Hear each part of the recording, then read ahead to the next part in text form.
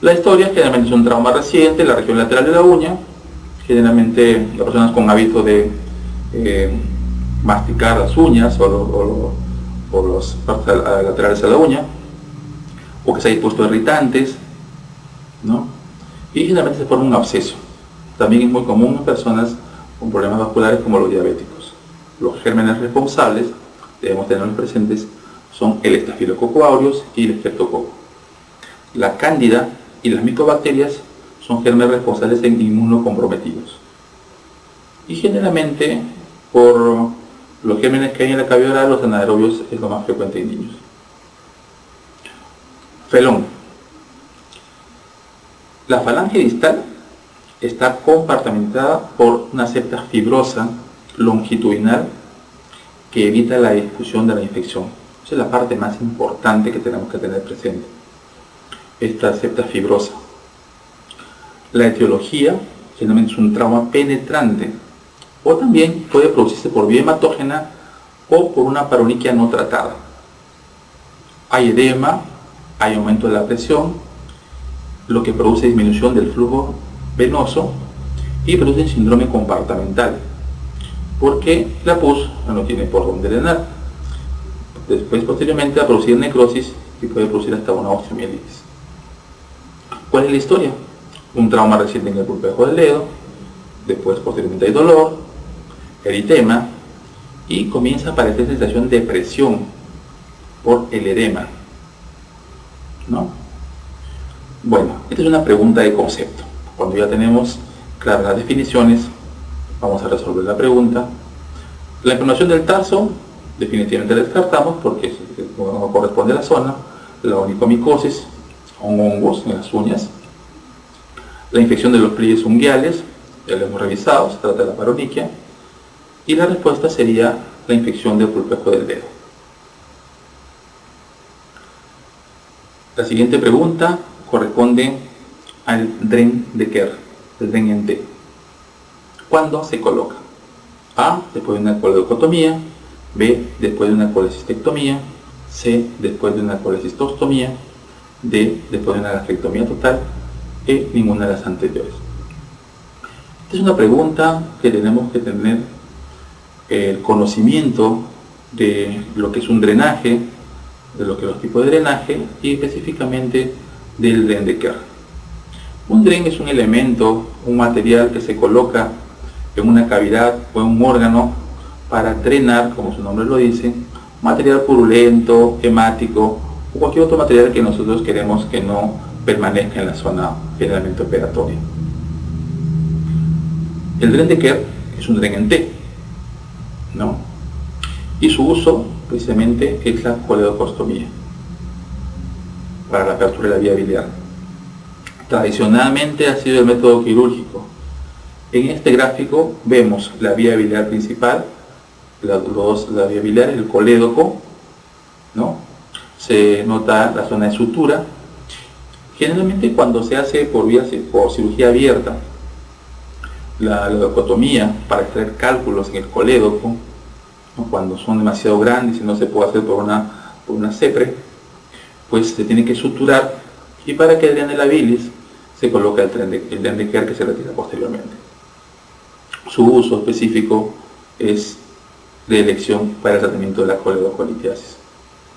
Revisemos algunas otras alternativas, que es una colecistostomía. Una colecistostomía es colocar un drenaje en la vesícula, generalmente en una colestitis aguda o un piocolecisto. Las indicaciones generalmente son de carácter transitorio. Se practican en caso de colestitis aguda, en que la colecistectomía pueda ser muy riesgosa por las condiciones locales de difícil disección de los elementos del pedículo o en pacientes que están en estado delicado y que necesitan una operación rápida. En este caso se coloca una sonda de Pesser. Con estos conceptos, definitivamente pues la respuesta es el Dren de Kerr se coloca después de una coledocotomía. La siguiente pregunta: el tratamiento quirúrgico del paciente con hilio biliar consiste en A, descompresión nasogástrica, B, iliocolectomía, C, enterotomía y extracción del cálculo, D, colecistectomía en derivación biliodigestiva. Bueno, como muchas preguntas, esta pregunta requiere el conocimiento de la patología en sí. Vamos a hacer una pequeña revisión correspondiente a lo que es el hilio biliar. La obstrucción intestinal puede ser de muchas causas. Puede ser extraluminal, intraluminal, intrínseca, extrínseca. El hilo biliar corresponde a una causa intraluminal. Es una enfermedad poco común. Produce solamente el 1 a 3% de las obstrucciones no estranguladas del intestino delgado en pacientes menores de 65 años y que aumenta hasta 25% en pacientes mayores de esa edad. Entonces, lo primero es una enfermedad que es propia de la tercera edad de los pacientes ancianos. Es una entidad clínica diagnosticada ocasionalmente y conlleva un margen significativo de complicaciones y mortalidad que oscila entre 12 a 27%. Esta condición de gran morbilidad y mortalidad es debida al tipo de paciente. Los pacientes ancianos de edad avanzada tienen condiciones clínicas generalmente bajas defensas, infecciones, diabetes, hipertensión arterial, etcétera, etcétera, que nos conllevan a tener mayor posibilidad de complicaciones. La presentación clínica del hilo biliar es específica y más de la tercera parte de los pacientes no cuentan con historia de síntomas biliares. La obstrucción intestinal mecánica con dolor abdominal y vómitos es la presentación clínica más común, que es la presentación de cualquier obstrucción intestinal. Pero ojo, esta suele ser insidiosa porque se produce en este caso el llamado fenómeno de tumbling, en que la piedra, en que el lito que obstruye continuamente migra, se libera parcialmente la luz intestinal y posteriormente migra más distalmente hasta obstruir nuevamente el intestino. Según en qué nivel se produzca la obstrucción, los vómitos pueden ser biliosos con distensión o no del estómago, sugiriendo una obstrucción alta. Pero si los vómitos son fecaloides y hay distensión abdominal, vas a sospechar de una obstrucción baja. La hemorragia digestiva hay que tenerla presente, es una presentación poco frecuente, pero posible. Se puede ver al sangrado por perforación fistulosa. Entonces, ante toda hemorragia del tracto digestivo seguida de obstrucción, debemos pensar en un hilo biliar. En este gráfico, en la radiografía de abdomen, una radiografía muy significativa, muy buena, están los tres componentes del hilo biliar. A se va en la aerobilia, porque hay una fístula que comunica el intestino con la vía biliar. B, hay la distensión de las asas, ¿no? Se ven las imágenes en pila de monedas. Y C, se aprecia el lito, ¿no? Con estos tres componentes nosotros podemos diagnosticar un hilo biliar. ¿Cuál es el tratamiento? Que es el objetivo de esta pregunta. Teniendo en cuenta que esta patología generalmente se produce en personas de edad avanzada, con una mayor posibilidad de complicaciones debido a una capacidad fisiológica limitada, varios días de obstrucción intestinal van a conllevar a deterioro del estado general, gran compromiso inflamatorio y hace que el tratamiento sea quirúrgico. El tratamiento indicado es la enterolitotomía, que es la extracción quirúrgica del cálculo enclavado para solucionar la obstrucción intestinal. Este procedimiento sigue siendo de elección. Sobre todo se tiene en cuenta que en un gran número de pacientes la fístula se puede cerrar espontáneamente. Hay algunos autores que señalan que la cirugía en un solo tiempo, o sea, proceder a la enterolitotomía y la colistectomía, reduciría la morbilidad al reducir la incidencia de cáncer vesicular. Evitaría nuevos episodios de colecistitis y cerrando la fístula se evitaría la mala absorción, episodios de colangitis y pérdida de peso. Bueno, esta alternativa debe tenerse presente solamente en pacientes en buen estado general, ¿no? Que puedan aceptar una cirugía de este tipo. En este gráfico es muy muy llamativo la extracción del cálculo. Se hace una enterotomía transversa y se extrae el cálculo y luego se sutura. Ese es el tratamiento del hilo biliar, y con esto podemos responder nuestra pregunta. Descompresión nasogástrica es una medida para toda obstrucción intestinal, pero que no es el tratamiento definitivo. Hilocolectomía y colecistectomía no son parte inicial del tratamiento, solamente la enterotomía y la extracción del cálculo, que es la respuesta correcta. La siguiente pregunta: con relación al divertículo de Meckel, marque lo incorrecto. A. Por lo general se origina en el hilo a unos 90 centímetros de la válvula ileocecal. E. El divertículo de Meckel se debe a la falta de obliteración del conducto vitelino. C. La frecuencia del divertículo de Meckel en la población en general es de 5%. D. Es un divertículo verdadero que tiene todas las capas de la pared intestinal. E. La mucosa gástrica es el tejido ectópico más común que se encuentra en un divertículo de Meckel. Bueno, definitivamente es una pregunta de concepto. Tenemos que tener claro que es un divertículo de Meckel y todas las características. Por eso es que vamos a hacer una revisión. La falta de regresión del conducto ónfalo-mesentérico o vitelino puede originar divertículo de Meckel, conducto vitelino permeable, cordón vitelino, quiste vitelino o seno vitelino. La incidencia del divertículo de Meckel es de 2%, que se traduce en 0.3 a 4% en la población general. Se presenta con mayor frecuencia en el sexo masculino, en 2 a 3, y son evaginaciones intestinales del borde antimesentérico, a menos de 100 centímetros de la válvula ileocecal. También tenemos que tener presente que son verdaderos divertículos, tienen todas las capas del intestino. Generalmente cuentan con mucosa ectópica. La gástrica es la más frecuente, 25-40%. La pancreática 5%, duodeno, yeyuno y león-colon son las más raras. Con relación a nuestra pregunta, revisamos las alternativas. Por lo general se origina en el hilo 90 centímetros de la válvula ileocecal. Es correcto. Cuando nosotros tenemos un paciente, generalmente es un niño, que ingresa con un abdomen agudo, con un síndrome de fosa ilíaca derecha, uno de los diagnósticos diferenciales es el divertículo de Meckel. Si nosotros entramos a la sala de operaciones pensando en una apendicitis y encontramos que por el tiempo de evolución no corresponde los hallazgos operatorios, pues estamos obligados a revisar el intestino por lo menos 90 a 100 centímetros buscando divertículo de Meckel. El divertículo de Meckel se debe a falta de obliteración del conducto vitelino, verdadero, ya lo hemos visto. La frecuencia del divertículo de Meckel en la población general del 5% es muy alta, ¿no? Es menor. ¿Es un divertículo verdadero? Por supuesto, tiene todas las capas de la pared intestinal. Y la mucosa gástrica es el tejido ectópico más común.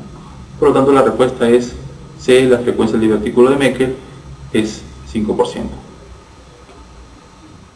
La siguiente pregunta: la causa más frecuente de apendicitis: coprolitos, hiperplasia linfoide, parásitos, A y B, ninguna de las anteriores.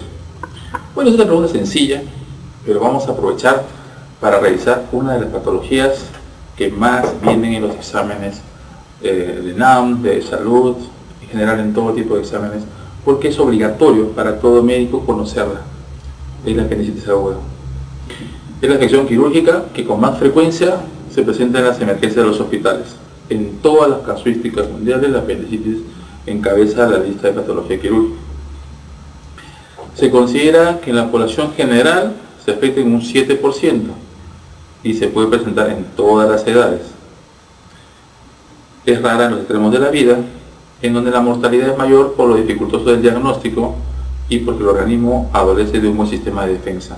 Esto es muy importante, la parte anatómica en los niños, y también es importante el problema inmunológico en los ancianos. La mayor incidencia se encuentra entre los 7 y 30 años.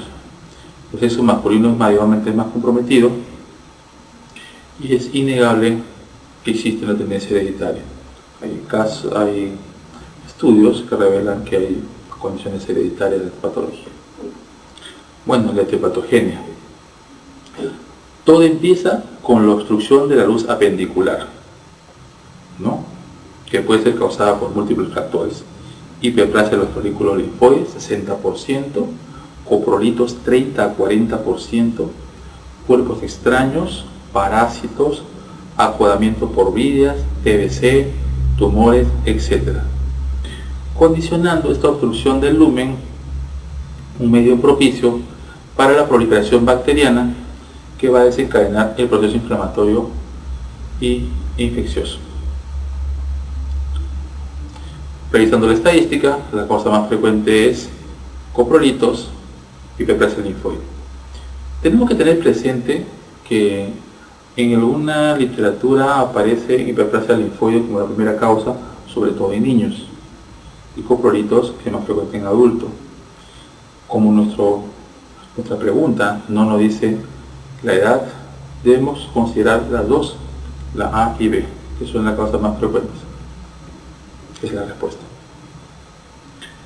La siguiente pregunta: según la segmentación hepática actual, la vesícula biliar se encuentra entre los segmentos A1 y 2, B2 y 3, 3 y 4, 4 y 5, 5 y 6. Bueno, definitivamente acá sí hay que revisar la segmentación hepática, que siempre es un poco difícil de acordarnos, pero vamos a hacer una pequeña revisión, vamos a hacerlo muy práctico. Primero vamos a comenzar con la anatomía normal. La división clásica va a dividir en 3 lóbulos. El lóbulo derecho, que está a la derecha de la fisura lobar principal o interlobar, que es la línea que une la fosa vesicular con la vena cava inferior, y se divide en anterior y posterior por la fisura intersegmentaria derecha. El izquierdo, que está a la izquierda de la fisura lobar principal, dividido en segmentos medial y lateral por la fisura. Caudado en el sector posterior del hígado, su límite posterior es la vena cava inferior y el anterior la fisura lobar principal. Coinot asignó el sistema de numeración para definir la segmentación hepática como sigue. La anatómica está dividida por el lineamiento inguinal, en hígado derecho y el hígado izquierdo. La funcional está dada por la fisura portal media, el lóbulo derecho y el lóbulo izquierdo. Esta es la segmentación, ¿no? Como aparece, del 1 al 8. De igual manera aquí. Y en esta imagen vamos a ver claramente que la vesícula se ubica entre los segmentos 4 y 5, ¿no? Y que esa es nuestra respuesta. La siguiente pregunta, en relación a la sonda Sextagen-Blackmore, ¿es un tipo de sonda vesical para prostáticos? ¿Se utiliza para comprimir varices esofágicas sangrantes? ¿Sirve para alimentación yeyunal? ¿Mide la presión de la aurícula derecha? ¿Es una sonda intestinal que se utiliza en cuadro de obstrucción intestinal?